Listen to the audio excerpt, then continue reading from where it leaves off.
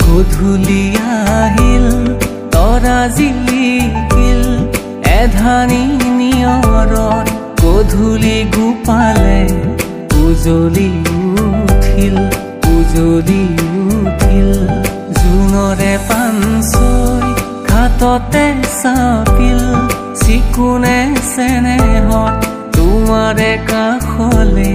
মন্তি উৰিল জোনাকৰে ৰাগি বতাহত বিয়পিল ফুলৰে বাহিতে